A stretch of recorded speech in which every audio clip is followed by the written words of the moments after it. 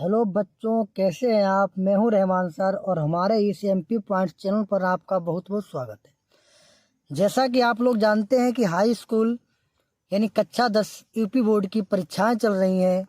मैंने आपको कक्षा 10 हिंदी और कक्षा 10 गणित का मैंने आपको पेपर बताया था।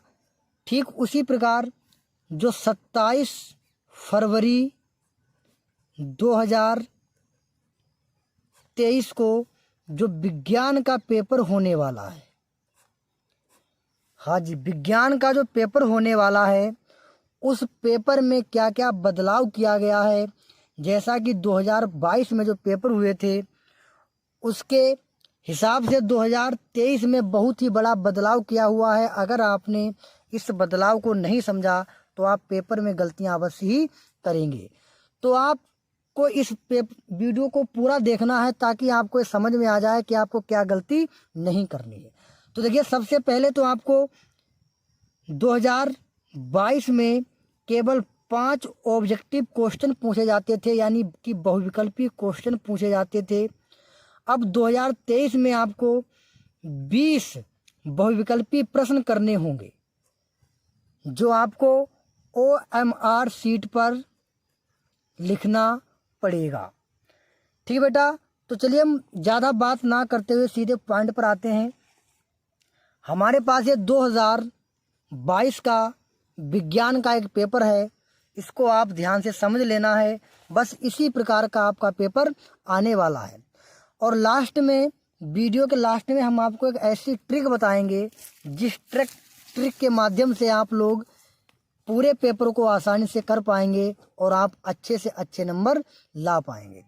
तो ठीक है बेटा, यहाँ पर जो लिखा है कि अनुक्रमांक, यहाँ पर आपको अनुक्रमांक लिखना है। नीचे लिखा नाम, यहाँ पर मैंने सुमित वर्मा लिख रखा है। आपका जो भी नाम होगा आपको अपना नाम लिखना पड़ेगा। इसके बाद हम लोग बात करते हैं कि इस में समय 3 घंटे 15 मिनट होगा। पूर्णांक आपका 70 होगा और प्रारंभ के जो 15 मिनट होंगे वो आपको प्रश्न पत्र पढ़ने के लिए दिए जाएंगे। इसके बाद हम पेपर के अंदर चलते हैं।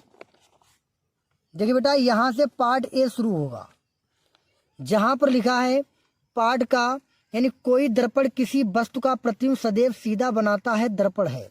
इस प्रकार इसके नीचे आपको 4 ऑप्शन दिए गए हैं। इसमें से जो आपको सही लगता है उसको आपको सही टिक करके आना है। इसमें आपको 1, 2, 3, 4 और 5, यानी इस प्रकार आपको 5 ऑब्जेक्टिव क्वेश्चन दिए गए हैं। यहाँ तक 5 हैं जो 1 नंबर के हैं। 2023 में आपको यही क्वेश्चन 5 नहीं बल्कि आपको 20 मिलने वाले हैं। यानी कि आपका क्वेश्चन बहुत ही सरल होने वाले हैं, आपका पेपर बहुत ही सरल होने वाला है। यानी 20 अंक के आपके पास ऑब्जेक्टिव क्वेश्चन होंगे और आपको 30 अंक का आपकी जो प्रयोगात्मक परीक्षा जो हुई है विद्यालय में वो हो चुकी है। इसके बाद 30, 20, 50 अंक तो आपके ये हो गए। तो केवल आपको 50 अंक का पेपर जो है वो आपको लिखित में करना पड़ेगा। ठीक है, 50 अंक का पेपर आपको लिखित में करना पड़ेगा। अब देखिए बच्चे गलती कहाँ पर करते हैं, बच्चों की गलतियां कहाँ से होती हैं। देखिए, ऑब्जेक्टिव क्वेश्चन में तो कोई गलती नहीं होगी, सिर्फ केवल आप OMR शीट पर जो इस प्रकार का एक गोला खींचा हुआ होगा उसको आप केवल डार्क करना होगा। इस प्रकार से देखिए, इस प्रकार से आप करेंगे ताकि इस गोले से बाहर ना जा पाए, क्योंकि अगर गोले से बाहर चला जाएगा तो आपकी कॉपी को चेक करने में दिक्कत आ सकती है, या हो भी सकता है कि आपकी कॉपी चेक ना की जाए। तो उसके बदले में आपको इसमें डबल कॉपी दी जाती है। आप ध्यान रखिएगा, एक पर आपको गोला करना होता है और उसके नीचे आपको एक दूसरी कॉपी दी जाती है जिसमें आपको A और B लिखना पड़ता है। तो ठीक बेटा, इसके बाद हम बात करने जा रहे हैं कि बच्चों से गलतियां कहाँ पर होती हैं। बस यही पॉइंट अगर आपने समझ लिया तो आप पूरे 70 के 70 नंबर ला पाएंगे। तो ध्यान देखिएगा, यहाँ से शुरू कर रहे हैं हम लोग। यानी दूसरा प्रश्न हमारे पास लिखा है इसमें कि ओम का नियम लिखिए। क्या लिखा बेटा, ओम का नियम लिखिए, इसके आधार पर एक ओम को परिभाषित कीजिए। अब बच्चा यहाँ पर क्या काम करता है, जैसे कि यहाँ पर प्रश्न दूसरा हम करने जा रहे हैं। बच्चा यहाँ से ऐसे लिखता है, उत्तर नंबर 2 इस प्रकार। तो देखिए बेटा, ये आपका लिखने का तरीका बिल्कुल ही गलत है, क्योंकि आपने उत्तर नंबर 2 लिखा, लेकिन ये उत्तर नंबर 2 लिखने के बजाय आपको दिख रहा होगा स्क्रीन पर ये 302 लिख गया है। तो आपको ये गलती बिल्कुल भी नहीं करनी है। अगर आप ये गलती करते हैं तो एग्जामिनर क्या समझेगा कि आपने ये क्वेश्चन कौन सा किया है, आपका 302 पढ़ेगा या क्या पढ़ेगा। तो आपको ये गलती तो बिल्कुल ही नहीं करनी है। अब देखिए नीचे हम आपको बताने जा रहे हैं कि आपको किस प्रकार से लिखना है। तो ध्यान दीजिएगा, लिखा है कि ओम का नियम, इन उत्तर नंबर 2 है, तो यहाँ पर बढ़िया से आप डालिएगा उत्तर नंबर 2, इस प्रकार आप डालिएगा। बात समझ रहे, उत्तर नंबर 2। और उत्तर नंबर 2 का आप कौन सा कर रहे हैं ये आप पर डिपेंड करता है, चाहे काबाला करिएगा चाहे खाबाला करिएगा, चाहे आप काबाला करें चाहे खाबाला करें। अगर आप काबाला करना चाहते हैं तो उत्तर नंबर 2 का यहाँ पर खंड का आपको ऐसे डालना पड़ेगा, जिससे आपका गलत बिल्कुल भी नहीं होगा। अब देखिए उत्तर नंबर 2 का अब एग्जामिनर को आसानी से समझ में आ रहा है कि आपने उत्तर नंबर 2 का करने जा रहे हैं। अगर आप इस प्रकार से लिखेंगे तो बताइए एग्जामिनर कैसे समझ पाएगा। इतनी बात हमारी समझ रहे हैं कि नहीं समझ रहे हैं? ठीक है बेटा, अब ध्यान दीजिएगा। बच्चे कहते हैं सर जी मुझे ये नहीं पता लगता है कि हम हेडिंग क्या डालें। तो कोई दिक्कत नहीं बेटा, इसमें ही हेडिंग पड़ी होती है। देखिए क्या हेडिंग पड़ी होती है, लिखा है ओम का नियम लिखिए। तो क्या करना है आपको, यहाँ से हेडिंग डाल देनी है खूब बढ़िया बढ़िया मोटे कलम से, ओम का नियम। बात समझ रहे, ओम का नियम। इसके बाद में आप इस प्रकार ये ऐसे लाइन खींच देंगे। अब ओम का नियम क्या होता है वो आप लिखना स्टार्ट करेंगे। आप यहाँ से लिखना स्टार्ट कर दें। अब ध्यान दीजिएगा, ये आपको हेडिंग कहाँ मिली, प्रश्न में ही तो पड़ी थी कि ओम का नियम लिखिए, तो लिख दिया ओम का नियम, हेडिंग पड़ गई। अब इससे एग्जामिनर जल्दी आकर्षित होता है और आपको अच्छे नंबर देता है। ओम के नियम की हेडिंग पड़ गई। अब यहाँ डाल देंगे जो भी आपका लिखना है आपको, वो आप यहाँ से लिखते हुए स्टार्ट कर देंगे, यहाँ से लिखना स्टार्ट कर देंगे और आप पूरा पेज, 1 पेज 2 पेज 3 पेज जो भी होंगे वो आप भरते हुए चले जाएंगे। ओम का नियम क्या होता है, जो भी होता है आपने जो भी वर्ष अपने पूरे सत्र में याद किया वो आप लिखते हुए चले जाएं, क्योंकि छोटे से वीडियो में मैं आपको पूरा प्रश्न लिख करके नहीं दिखा सकता हूँ। चलिए ठीक, अगर आपका ये कंप्लीट हो गया तो चलिए अब हम बात करने जा रहे हैं कि अगर आपको करना है कि प्रश्न नंबर दूसरे का खा करना है, तो ध्यान दीजिएगा, दूसरे का खा करना तो किस प्रकार करेंगे आप, यहाँ पर वैसे ही लिखेंगे बढ़िया सा साफ साफ, उत्तर नंबर 2 और 2 का कौन सा कर रहे हैं, खा, उत्तर नंबर 2 का खा, इस प्रकार लिख देंगे। इतनी बात समझ रहे हमारी, उत्तर नंबर 2 का खा। अब ध्यान दीजिएगा, लिखा चुंबकीय बल रेखाओं के 2 गुणधर्मों को लिखिए। तो मतलब कि यहां पर हेडिंग कैसे डालेंगे हम, चुंबकीय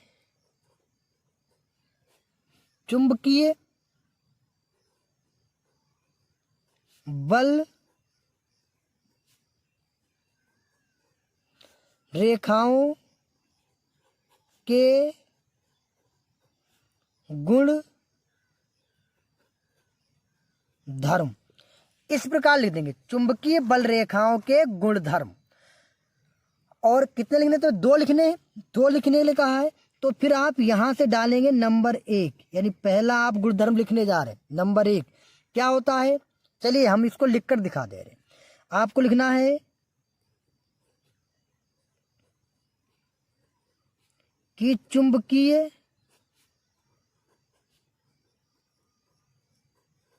रेखाएं, समझ रहे, चुंबकीय रेखाएं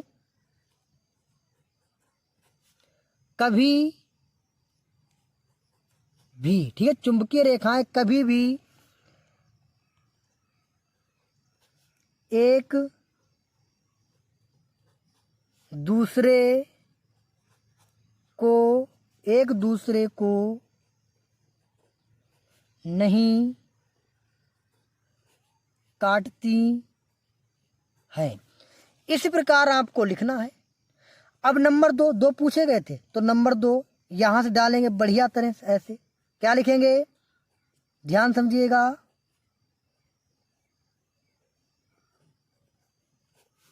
चुंबकीय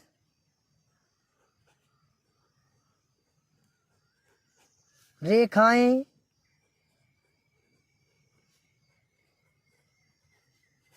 काल्पनिक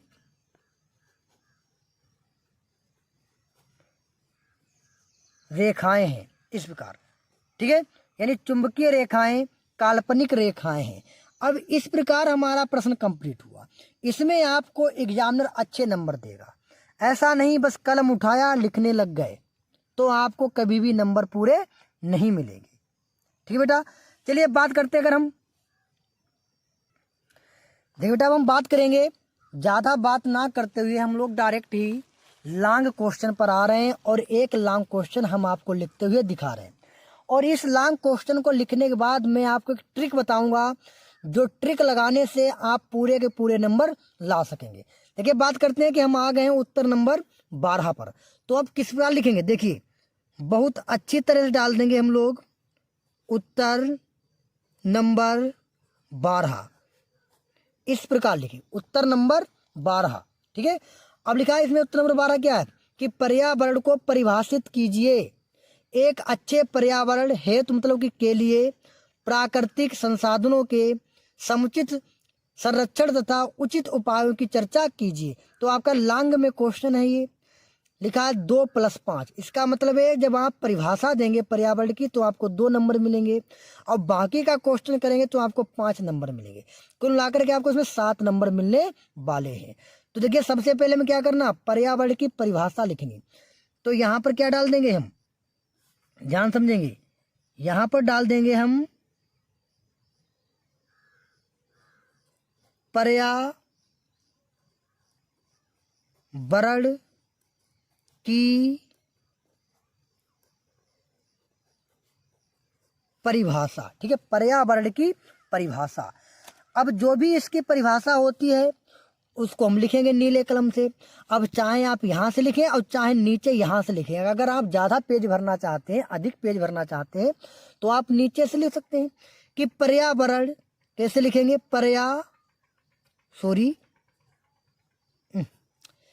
मतलब कि पर्यावरण, ये गलती नहीं करनी है बेटा, धोखे से गलती हो गई है, कि पर्यावरण जो हमारे चारों तरफ का, ठीक। अब इसी प्रकार जो भी आपको क्वेश्चन याद है पूरा आप इस प्रकार लिखते चले जाएंगे। ठीक है, इसके बाद क्या करें, एक अच्छे पर्यावरण हेतु प्राकृतिक संसाधन। तो इसके बाद अगर ये आपका लिख गया, मान लीजिए आपने 1 पेज में लिखा, 2 में लिखा, 3 में लिखा, आप जितने में लिखिएगा, लिखने के बाद में आपको हेडिंग क्या डालनी है, ध्यान समझिएगा, लिखा एक अच्छे पर्यावरण हेतु प्राकृतिक संसाधन। तो बस आपको हेडिंग यहाँ पर यही डाल देनी है कि प्राकृतिक संसाधन। बात हमारी समझ रहे हैं, प्राकृतिक संसाधन, ये आप ही डाल देंगे। ये मत समझिए कि हमने इतना लिखा, हम ये बात आपको बता दे रहे हैं। आप 2 पृष्ठ, 3 पृष्ठ में, 1 पृष्ठ में जितना भी लिखना चाहें, वो लिखने के बाद आपको हेडिंग क्या डालनी है, प्राकृतिक संसाधन। इतनी बात हमारी समझ रहे हैं कि नहीं समझ रहे हैं। अब इसमें भी आपको जो भी लिखना है वो आप शुरुआत से लेकर के लास्ट तक लिखते हुए चले जाएं। अब फिर नीचे लिखा उचित उपयोग, तो आपको उपयोग फिर बाद में हेड डालनी। देखो हेडिंग इसी मिल रही है, उचित उपयोग। तो आप प्राकृतिक संसाधन को भी 1 पृष्ठ में लिखें, 2 पृष्ठ में लिखें, 3 पृष्ठ में लिखें, जितना भी लिखना चाहे उतना लिखें।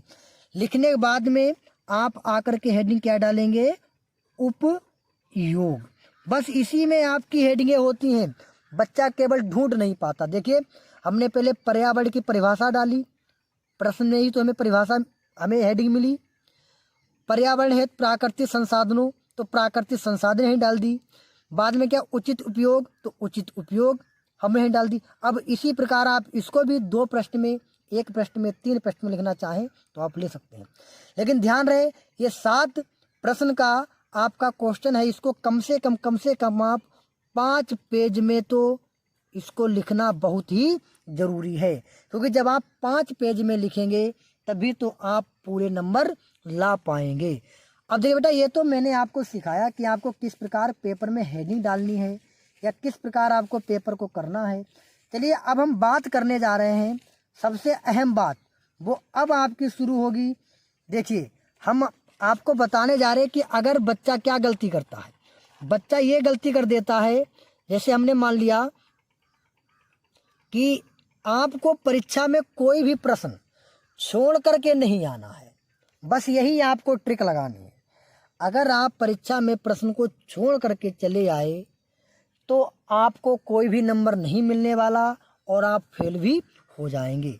जैसा कि हमने मान लिया आप कुल पेपर जो है वो 25 अंक का आप करके आए हैं, तो जब आप 25 अंक का पेपर करके आए हैं तो उसमें कुछ अंक आपके कटेंगे, तो कुल मिलाकर के आपके 18 अंक जो हैं वो रह जाएंगे। इतनी बात क्लियर हुई? तो आप क्या हो जाएंगे, आप फेल हो जाएंगे। तो आपको ऐसा बिल्कुल भी नहीं करना है। हमने मान लिया आपको 25 अंक का पेपर बहुत अच्छी तरह से आता है, बाकी पेपर आपको नहीं आता है, तो आप क्या काम करेंगे, 25 अंक के पेपर को भी आप करेंगे, इसको भी करेंगे। इसके अलावा आपको जो पेपर नहीं आता है आप उसको भी करेंगे। किस प्रकार करेंगे, आपने 25 अंक का बिल्कुल सही किया है, बाकी आपका जो बचा है 25 अंक का और बचा है लिखित का, ठीक, क्योंकि 20 अंक का तो ऑब्जेक्टिव आता है। तो इसको आप सही या गलत जैसे भी आप कर पाते हैं आपको ये करके आना है, क्योंकि जब आप इसको करके आएंगे तो आपको मान लीजिए 25 में अगर आपको 18 मिला है तो गलत प्रश्नों पर भी आपको एग्जामिनर नंबर दे देगा, और आपको जहाँ पर 18 अंक मिले थे तो वहाँ से यहाँ से मान चलिए आपको अगर 10 अंक और भी मिल जाएंगे तो आपके पास 18 और प्लस 10 आपके पास 28 अंक हो जाएंगे। तो और अगर आपने ये गलत वाले प्रश्न नहीं लिखे तो आप अवश्य ही फेल हो जाएंगे, क्योंकि कोई भी एग्जामिनर आपको कोरे पन्ने पर नंबर नहीं देगा। वो आपको नंबर तो जब ही देगा जब आपकी कॉपी में कुछ ना कुछ लिखा होगा। अगर आपकी कॉपी में लिखा नहीं है तो आपको वो नंबर नहीं देगा और आपको फेल होना पड़ेगा। इसलिए आपको परीक्षा में कोई भी प्रश्न छोड़ना नहीं है और आप यही ट्रिक लगाइएगा, आप 100% पास हो जाएंगे और अच्छे से अच्छे नंबर लेकर के आएंगे। तो इतनी बात बताइए, आपको समझ में आई कि नहीं समझ में आई बेटा? इसी प्रकार आप समझिएगा और आप अच्छे नंबर को ला पाएंगे। तो ठीक बेटा, आपको जानकारी कैसी लगी है आप कमेंट में ज़रूर बताइएगा, ताकि मैं आप लोगों के लिए और भी अच्छे नंबर और भी अच्छे अच्छे वीडियो बना सकें। तो ठीक बेटा, मिलते हैं अगले वीडियो में, तब तक के लिए जय हिंद जय भारत।